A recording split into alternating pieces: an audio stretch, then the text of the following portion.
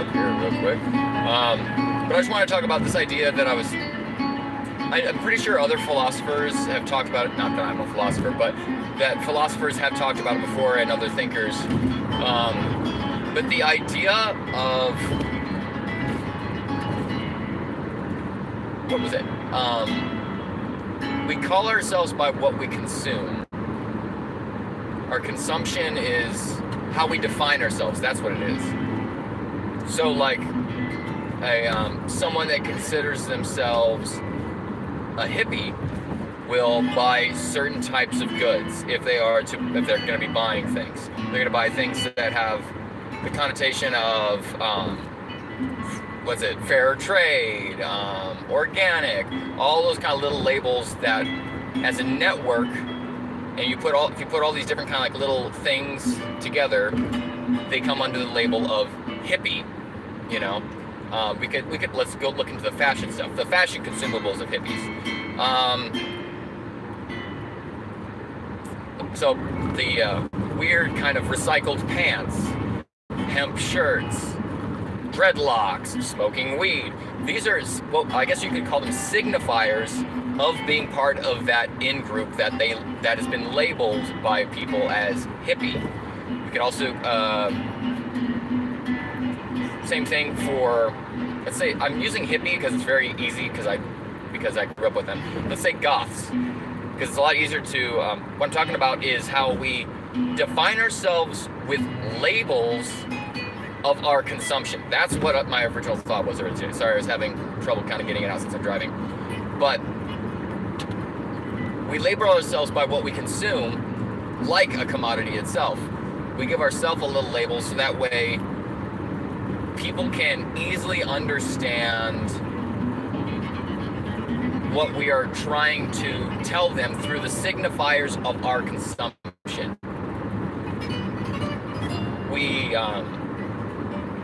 So like, the reason why rich people wear certain clothing or have certain habits is to distinguish themselves from the poor. The reason why they buy designer fashion clothes instead of going to Walmart is because they want to wear a signifier that lets everybody else know I am of this label, the label of rich, the label of high class, the label of an elite.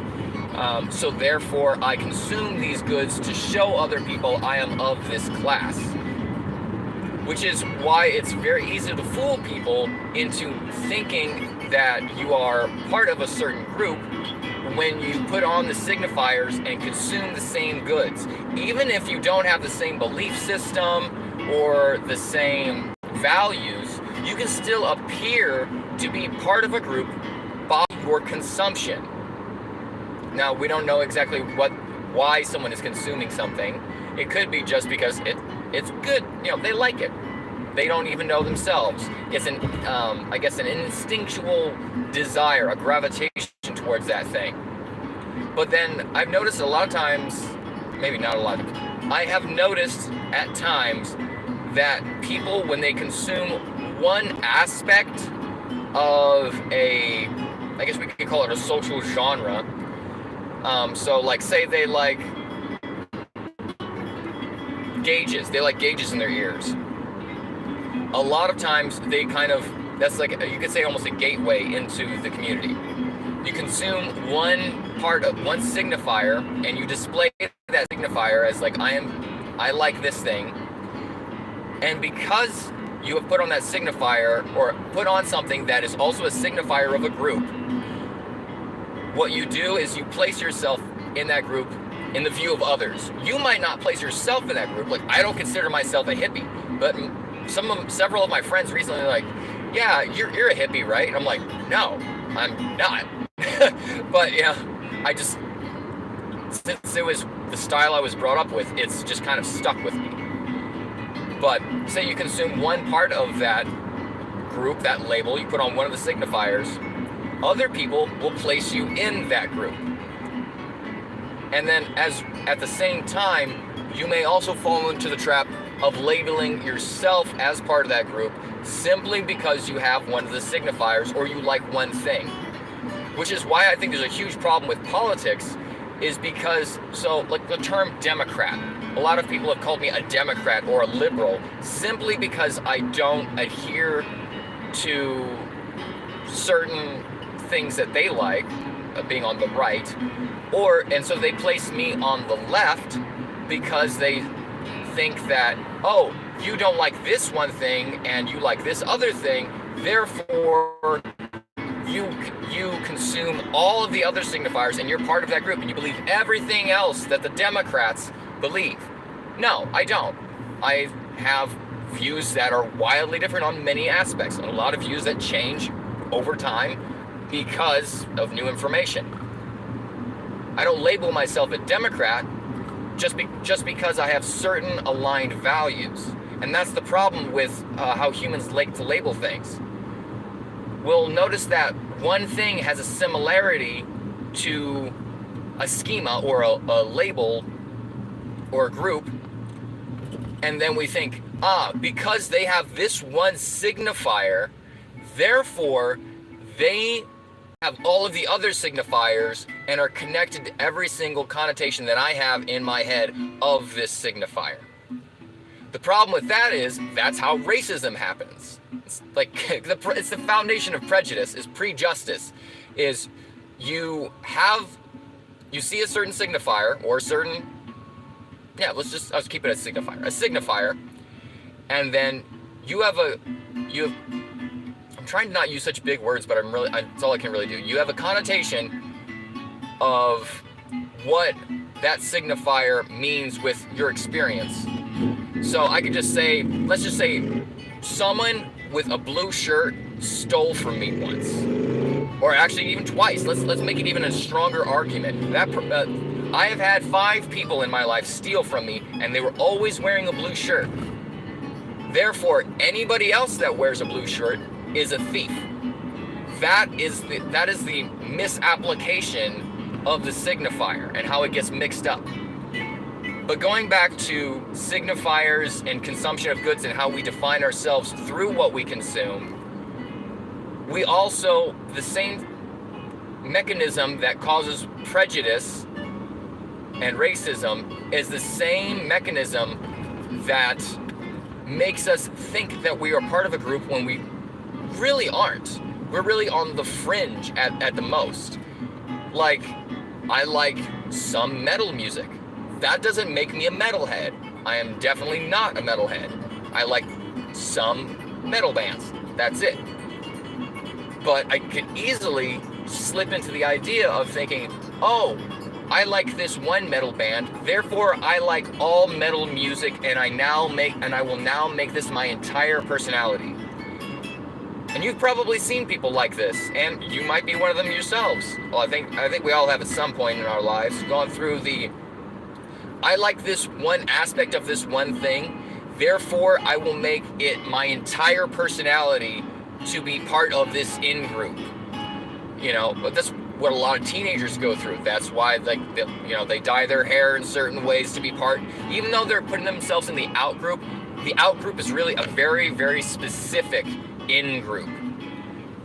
It's not necessarily one that's, they're not necessarily holding themselves higher than other people and be like, oh, I'm a goth, therefore I'm better than you. It's like, no, it's like, that's just what they like. And a lot of times, at least back in the day when I was growing up, goths were kind of more made fun of and more rejected from normal society, whereas now it's like everybody seems to have fucking gauges now and tattoos and like black lipstick, and it's like now it's super trendy.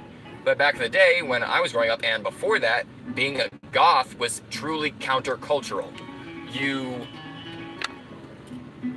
Sorry, I had to turn around someone. You were rejected from society and placed in a little group because of certain signifiers that you wore. Now you wear those signifiers to place yourself in that group because it's cool. I find it's very interesting that cool and uncool are kind of two sides of the same coin. What is uncool right now either was cool a little bit ago or will be cool in very soon. But what's cool now is only cool for the present.